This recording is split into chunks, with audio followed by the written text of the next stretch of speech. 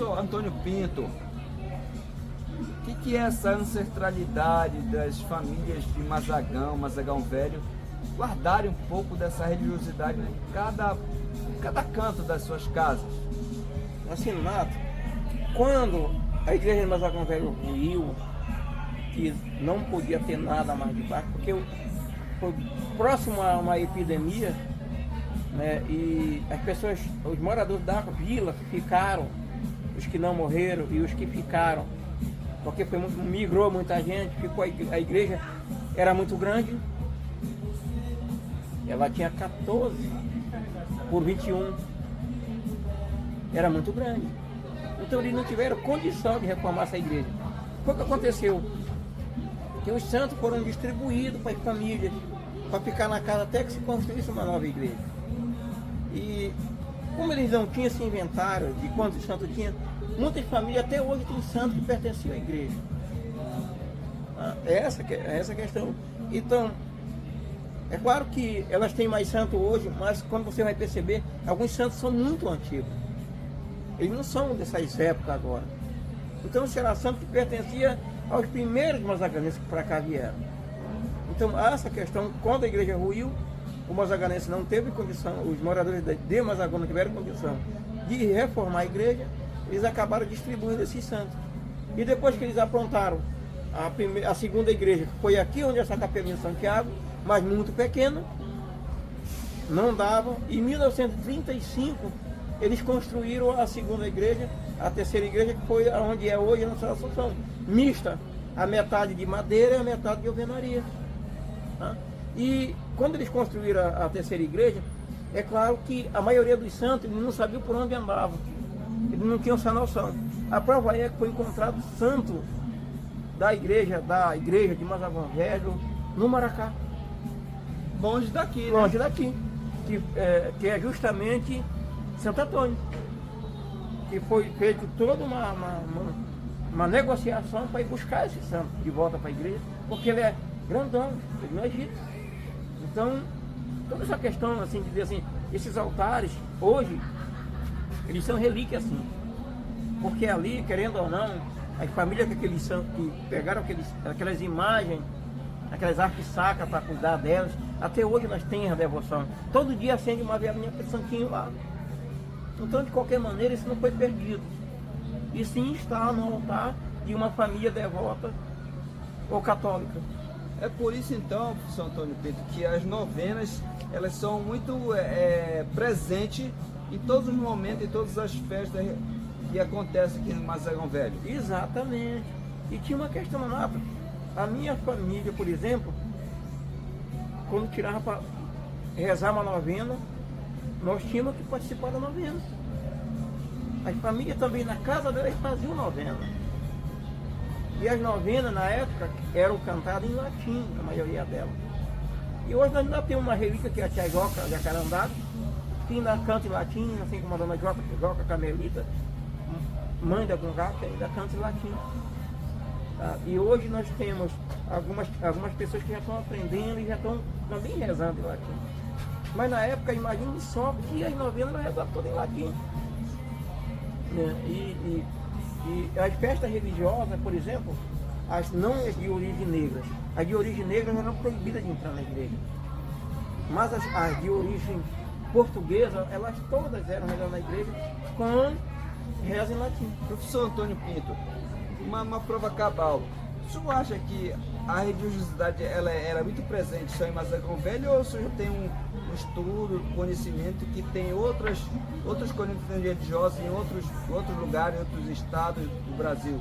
É claro, eu acredito assim, Nato, a tradição negra ela é muito grande. A prova é que a festa de Santiago, ela não acontece só em Mazagão Velho.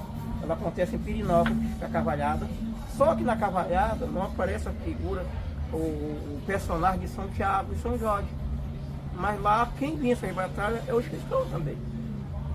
Então, olha essa diferença, assim, no lado que eu digo assim, né? A festa de Santiago, ela não acontece só em Mazagão Velho. É claro que com outra denominação, ela acontece em outros lugares do nosso Brasil. Porque é uma tradição que atravessou o Atlântico. E quando os portugueses e africanos vieram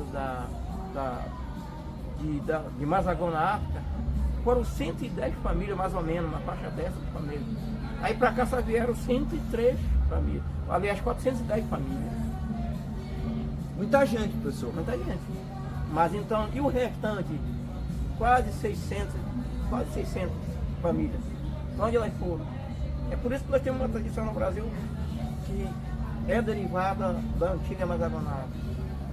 E assim, as pessoas falam que Mazagão Velho tem uma ligação muito forte com Marrocos. Tem uma celeuma, uma conversação entre lá de Marrocos com... Nós costumamos dizer assim, né? Que nós temos tripla nacionalidade. Tripla? Tripla. Nós somos portugueses, africanos e brasileiros. A comunidade de Mazagão Velho. Em que sentido? Porque os portugueses tinham uma colônia na África.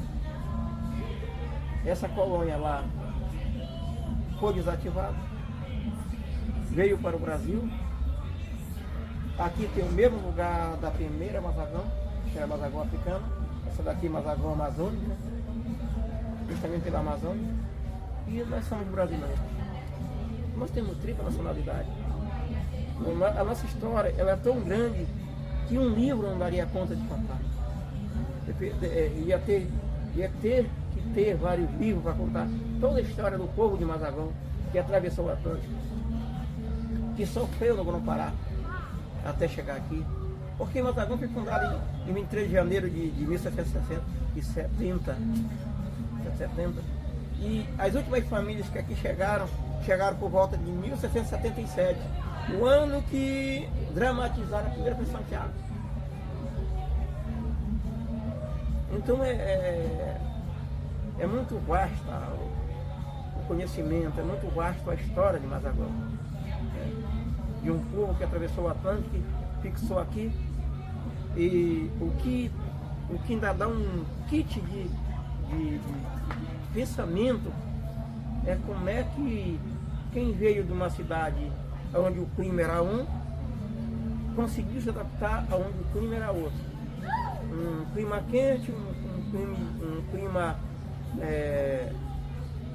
quase frio, que a Amazônia no passado, quando a floresta era densa, era frio, de tremer o joelho, e conseguir se adaptar em um lugar que totalmente diferente. Senhor Antônio Pinto, daqui a 20 anos, como é que o senhor vê Mazagão Velho, a festividade de Santiago? Daqui a 20 anos, como é que o senhor passa pela sua cabeça, tudo que tem? Eu vejo ela numa imponência muito grande. Até porque, em que sentido? Uma peça que hoje tem 246 anos, se ela ainda existe, isso é sinal que ela vai se tornar ainda muito maior. Porque o Brasil já conhece essa festa. O povo brasileiro conhece essa festa de Santiago.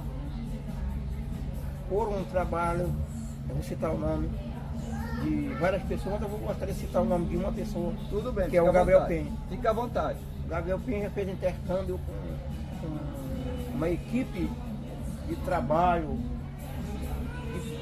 do Paraná, Rio Grande do Sul, e foi notado no ano passado essa live que eles fizeram falando sobre essa tradição, que era a Festa de Santiago, e que as pessoas tinham relatos já sobre a Santiago, e que lá tinha sobre a Santiago, e que hoje já não existe mais.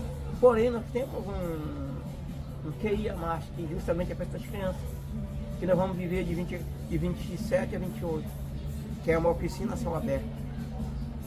Ou seja, as crianças vão crescer dentro do mundo deles, da Festa de Santiago. É claro que isso não quer dizer que toda criança que brincou na Festa de Santiago das Crianças vai brincar na Festa de Santiago dos adultos. Não quer dizer. Isso quer dizer, sim, que há a possibilidade que essas crianças que dançaram, que brincaram na Festa de Santiago das Crianças, elas possam participar da Festa de Santiago dos adultos. Muito obrigado, professor.